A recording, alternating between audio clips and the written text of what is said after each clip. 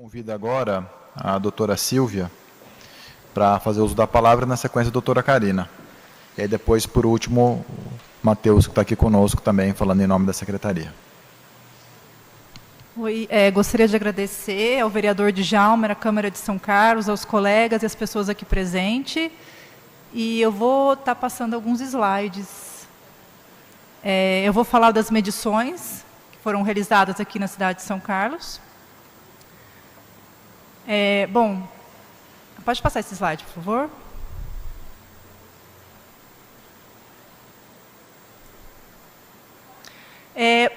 Antes de eu começar a falar especificamente das medições, depois o que a gente está sugerindo aqui para o município de São Carlos, e também um pouquinho dos cuidados que nós podemos ter com as radiações eletromagnéticas, a radiofrequência, né?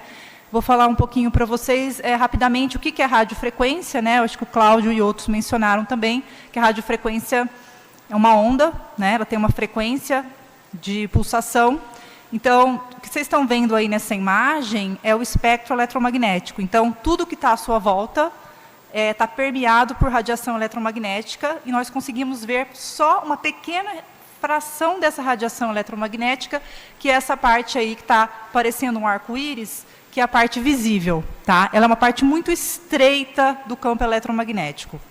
Então, por um lado, vocês vão ver ultravioleta, que são de frequências mais altas, que são as radiações ionizantes, que a gente sabe que se ficar muito tempo exposto ao sol, isso pode causar problemas, né? E do outro lado, nós temos de frequência mais baixa o infravermelho, né? Do lado oposto, que ele tem uma frequência mais baixa que representa o calor. Só que a gente não consegue ver o ultravioleta, a gente não consegue ver o infravermelho, e logo depois do infravermelho tem a região do rádio e do micro-ondas, que também nós não conseguimos ver. Ela é invisível, não conseguimos cheirar, não conseguimos ouvir, mas ela está presente, né? E é justamente sobre essa região aí que nós estamos conversando hoje nessa audiência pública, essa região do rádio do espectro, tá? Que vai de 200 MHz, né, a cerca de... pode passar o próximo, por favor?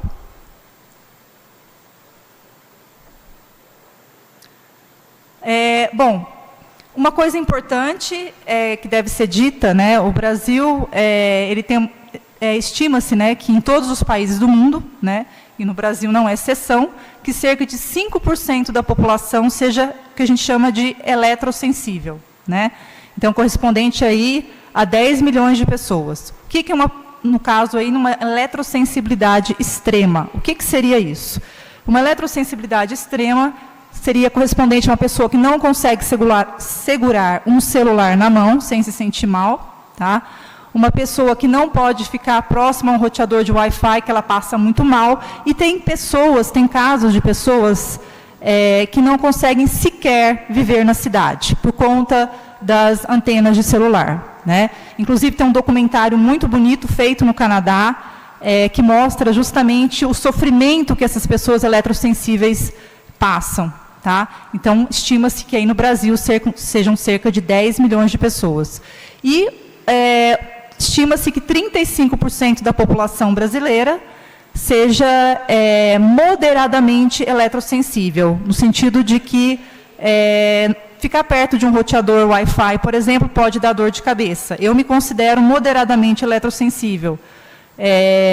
Dormir com o celular no quarto pode causar uma dor de cabeça muito grande, uma enxaqueca. Eu, às vezes, sinto zumbido no ouvido, né? E estima-se que muita gente também passe por isso. Pode passar. Isso.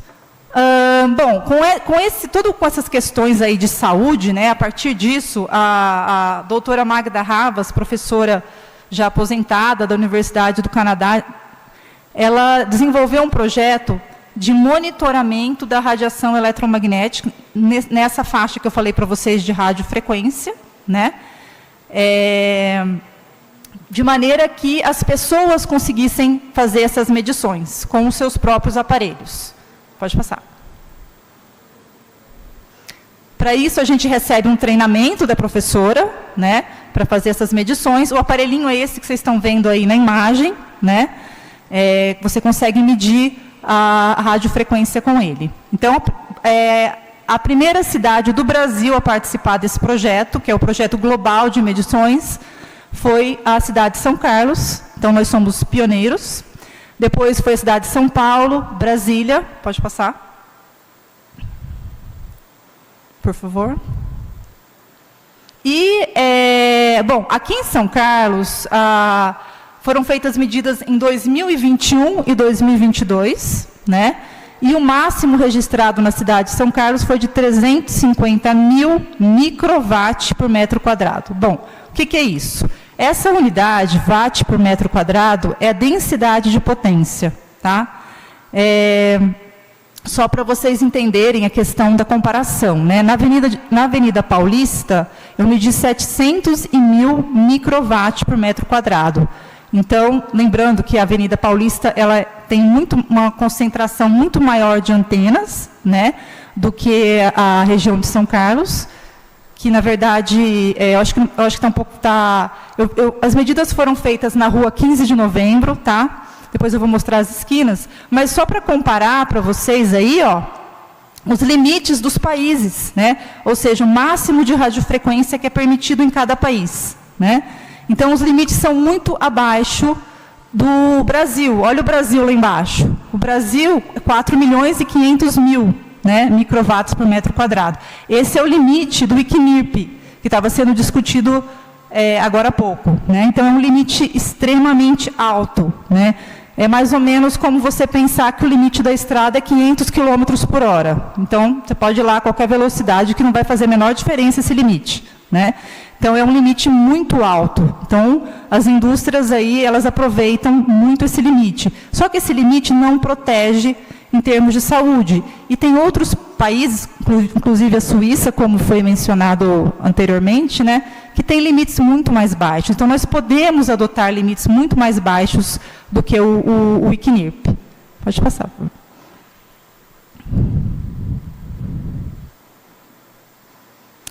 Bom, as medidas, como eu estava falando, né, desculpa que esse slide está fora de ordem.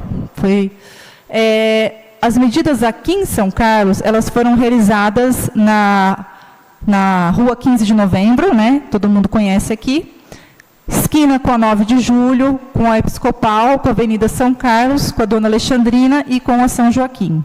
Tá? E foi nesse intervalo de medida de 200 MHz a 8 GHz. Esse intervalo de medida, até 8 GHz, ele já pega, caso tivesse São Carlos 5G, uma das bandas do 5G, tá? Mas nós não temos. Pode passar.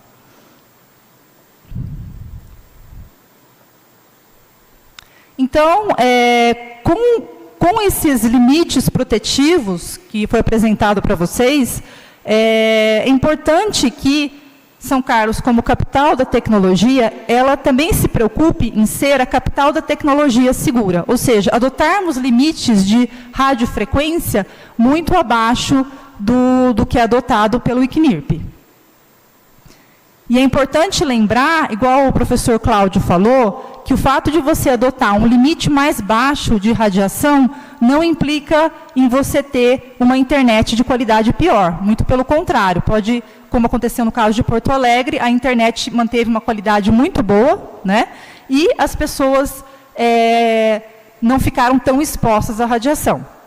Então, nós estamos propondo aqui nessa audiência pública que o limite de radiofrequência para a cidade de São Carlos seja de 350 mil microwatts por metro quadrado, que é muito abaixo do valor de 4.500.000, né? Que é adotado pelo ICNIRP. Pode passar.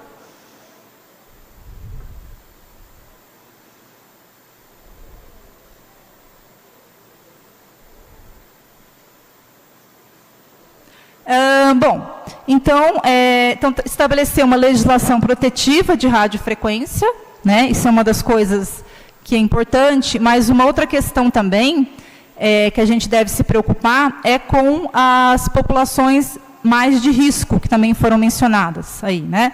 Que são as populações, são crianças, são pessoas idosas, né? Que moram muitas vezes em asilos, pessoas que estão em hospitais, né?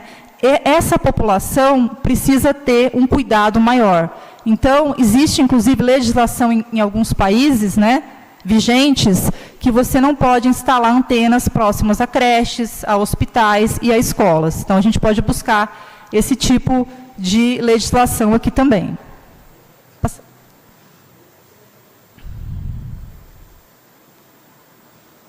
Uma coisa importante também, uma orientação à população, né, para saber sobre os efeitos da radiação eletromagnética na saúde, porque isso é muito pouco conhecido no Brasil, vou repetir, muito pouco conhecido no Brasil, e é um tema de extrema importância, né? Então, o Slowphone desenvolveu esse flyer, que está aí, que vocês estão vendo, né? Quando eu realizo as medições e os outros... o pessoal da equipe, né, que faz essas medições, nós sempre distribuímos esses flyers para a população. Tá? Pode passar.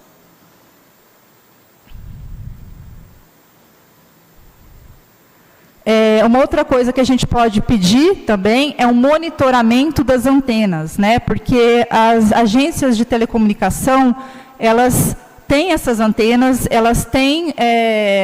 acesso a essas informações, e essas informações muitas vezes não são passadas para o município, né? Então, a população precisa ter acesso a esse monitoramento, então saber quanto que está sendo a potência da radiação que está sendo emitida, né? Isso é uma coisa que a própria agente de telecomunicação pode nos fornecer, e também, como nós temos 2 grandes universidades aqui em São Carlos, a gente pode também propor um monitoramento dessas antenas por esses pesquisadores.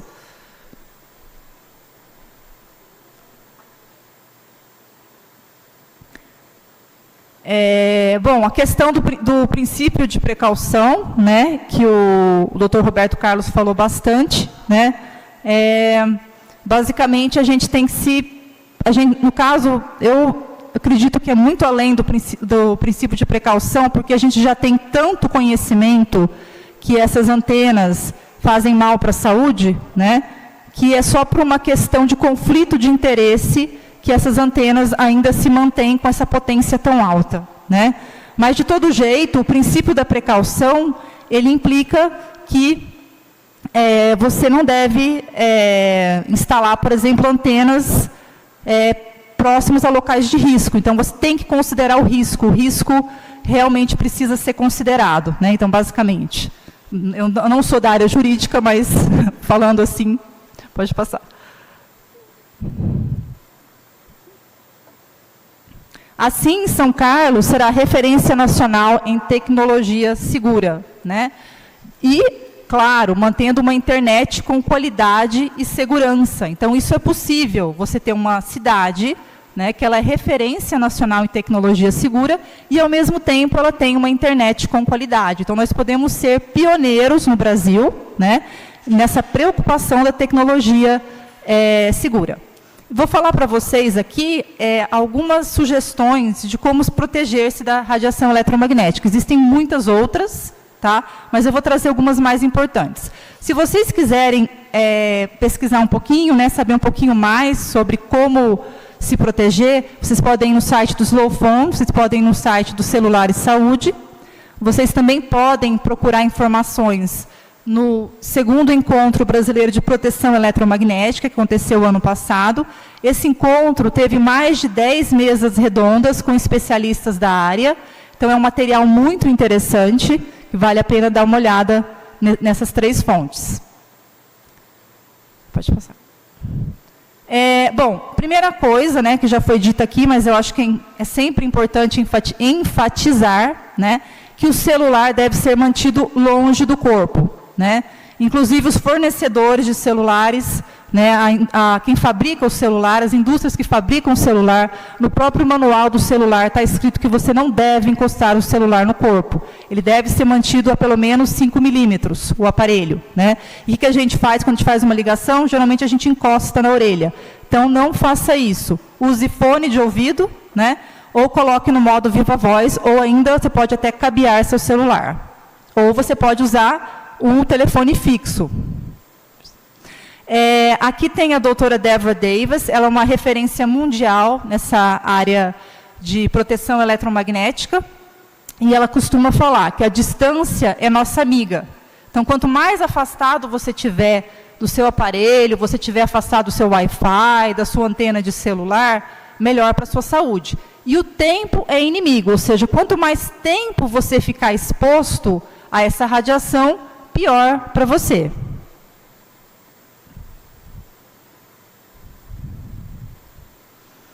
Uma outra coisa também é usar internet cabeada, né? A internet cabeada, ou seja, não utilizar o Wi-Fi. Então, nas escolas, nos hospitais principalmente, utilizar a internet cabeada.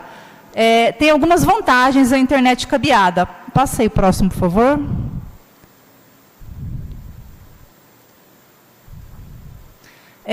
Primeiro, a internet ela é mais rápida, né?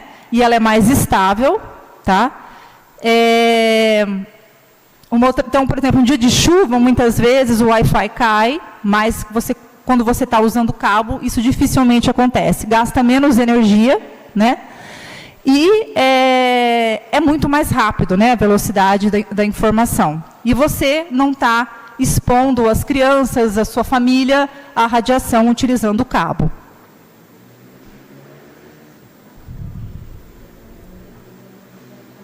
Caso você não tenha internet cabeada ainda, né, você tem um roteador Wi-Fi, que eu acho que é o caso da maioria das pessoas, né? Então, o que você pode fazer para se precaver com o roteador Wi-Fi? Pode passar. O ideal é que você desligue o roteador Wi-Fi antes de dormir, né? Então, como que eu faço para desligar? Vai lá, puxa da tomada. É simples assim, tá? E aí, você vai ter um sono mais tranquilo, tá? Isso é uma coisa muito importante. Uma coisa que eu queria falar para vocês, já que eu vi esse slide, eu acabei lembrando, essa questão do sono, né?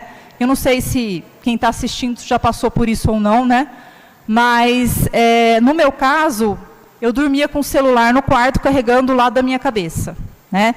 Durante anos. E eu tinha enxaqueca frequentes, e eu tinha uma fadiga muito grande de energia, e eu não fazia ideia o que causava, né? Comecei até a fazer acupuntura. Depois que eu tirei o celular tirei o celular do quarto, né? No dia seguinte, eu já me senti melhor. Eu não achava que ia ser tão rápido, mas no dia seguinte eu já estava com muito mais energia do que nos dias anteriores. Então faz uma diferença muito grande. Se você tem filho que tem celular, tira o celular do quarto dele, né, à noite, tira o celular do seu quarto à noite. Ah, mas eu preciso usar o meu despertador. Ok, você coloca no volume máximo, coloca o seu celular no modo avião. Por quê? No modo avião, o celular não transmite e não recebe radiofrequência, mas muitas coisas funcionam, como o alarme do seu celular, por exemplo.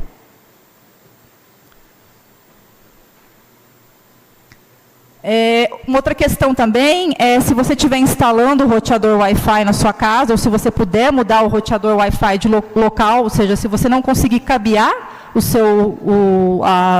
a sua internet, coloque o roteador Wi-Fi o mais afastado possível do quarto, onde você dorme, onde os seus filhos dormem, sua família dorme, o mais afastado possível.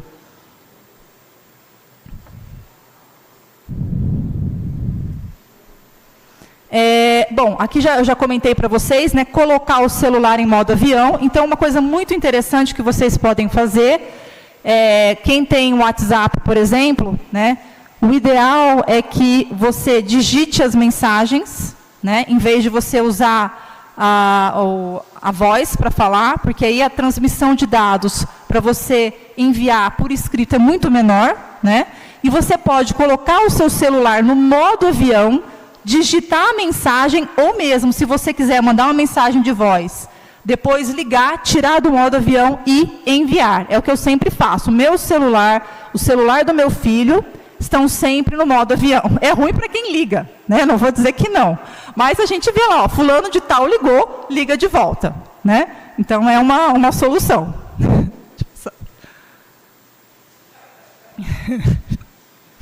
Meu marido deve estar rindo agora, assistindo. Bom, enfim, é muito importante que a gente se preocupe com as crianças e as gestantes, né? Então, gestantes, se possível, não coloque o celular próximo ao seu corpo, né? Evite de dar o celular para o seu filho. Se você tiver que dar o celular para o seu filho para ele se acalmar, não tem outro jeito, sei lá, baixe os joguinhos antes, baixe os vídeos antes e depois coloca no modo avião e entregue para o seu filho. É a melhor coisa.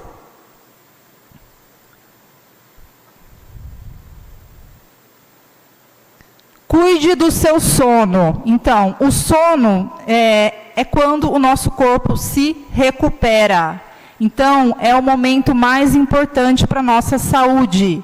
Então, se possível, né, tire o celular do quarto. Se possível, não. Tire o celular do quarto para vocês verem a diferença. Por favor, façam isso.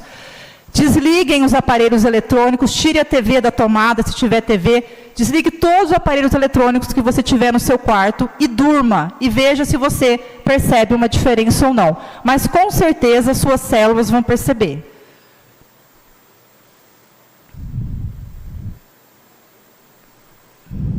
E uma coisa bem interessante que vários pesquisadores recomendam, e muitas pessoas recomendam, né, é você pisar no chão descalço. Quando você pisa no chão descalço, você descarrega o potencial, né? Potencial de energia elétrica. Então, você meio que você se recarrega, digamos assim, a sua energia. É uma coisa importante também. Então, se está com muita dor de cabeça, por exemplo, vai lá, pisa na grama, toma um pouco de sol, se você conseguir ficar no sol, porque muitas vezes a gente não consegue ficar no sol com dor de cabeça, mas pise na grama.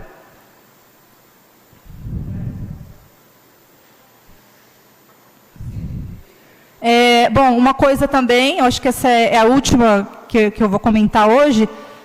Eu vejo muito jovem, infelizmente, usando fone de ouvido sem fio, né? Esse fone de ouvido sem fio, ele tem Bluetooth, né?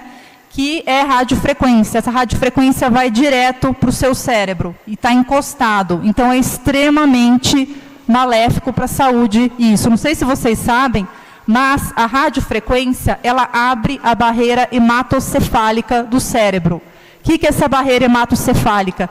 Ela não permite que as toxinas cheguem ao nosso cérebro, mas a radiofrequência tem essa capacidade de abrir e, com isso, pode entrar coisas aí que a gente não gostaria que tivesse.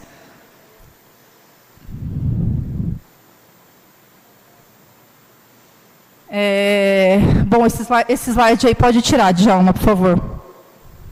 É isso que eu tinha para falar. Agradeço a oportunidade de estar falando aqui e espero aí que a gente possa abrir para um debate aí e que possamos ser ouvidos. Muito obrigada.